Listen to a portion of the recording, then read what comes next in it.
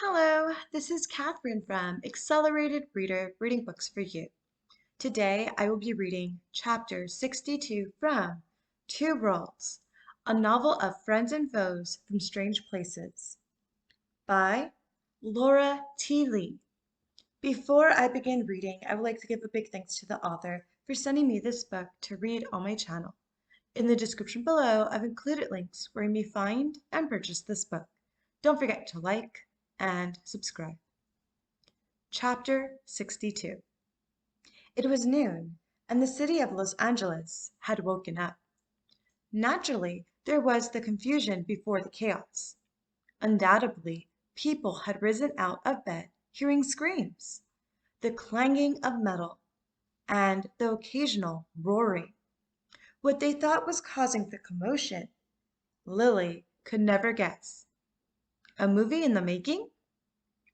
Anyway, several hundred ordinary people had gone out for their walks and to get to work. Sophie must have somehow convinced them that getting up in the afternoon would not at all make them late. Just so it happens, the park, which was the battlefield, was directly in the center of the metropolitan area, with the perfect amount of open space for the morning walk.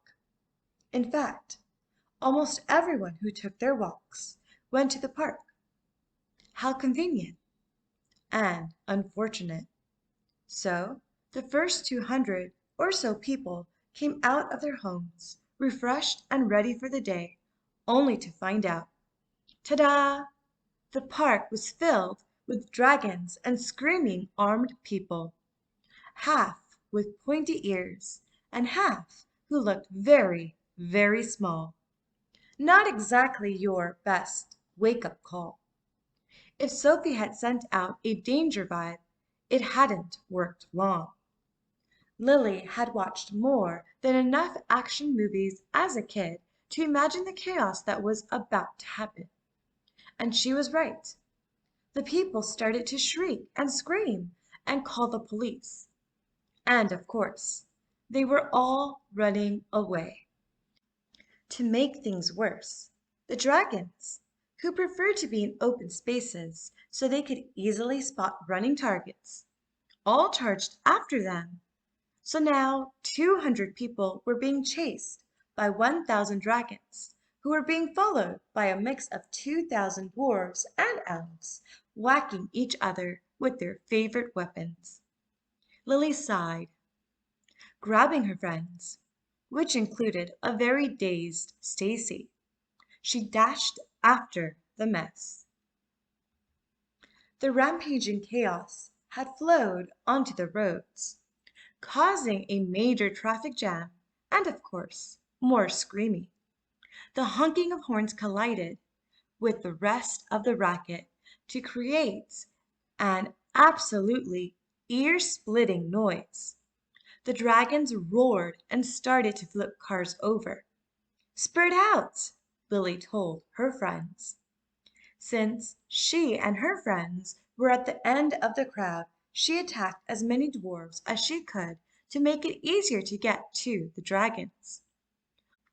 All around Lily, people were screaming, sirens were wailing, dragons were roaring, and, annoyingly, Sophie was nowhere to be seen. Lily tried to assure herself that the sorceress had run away in fear and wasn't watching over them and adding new monsters to the battle. In fact, she tried not to think about Sophie at all. Don't think about her, she told herself. She's not going to cause the apocalypse.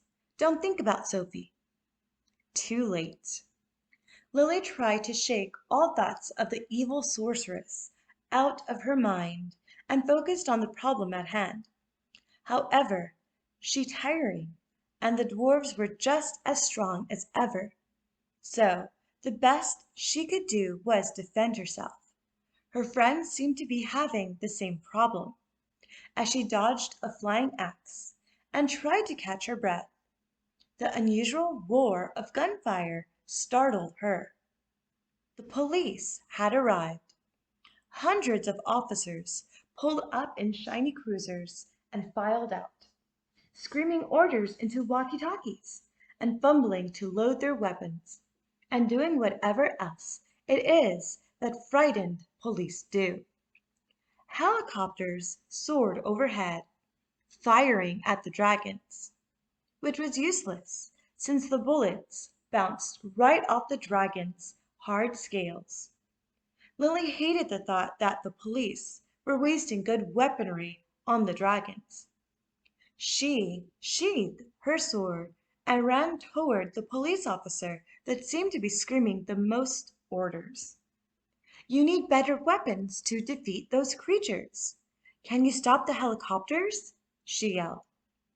The officer looked at her, a 15-year-old girl with her hair in her face and a sword at her side, giving him orders to stop an attack. "And why should I trust you, miss?" he said. That simple question utterly stumped Lily. He was right. Why should she be trusted? Um, because you should? The officer was outright stubborn.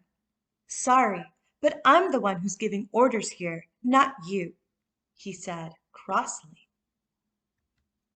Just then several dwarfs charged toward them, hollering and swinging axes.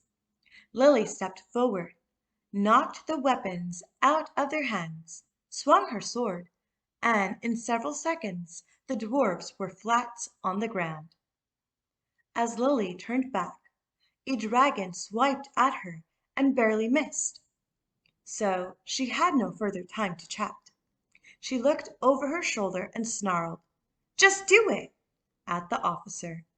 Lily dodged the dragon's razor-sharp claws and disappeared into the crowd. Thank you for listening. Stay tuned for Chapter 63. Don't forget to like and subscribe. In the description below, I've included links where you may find and purchase this book.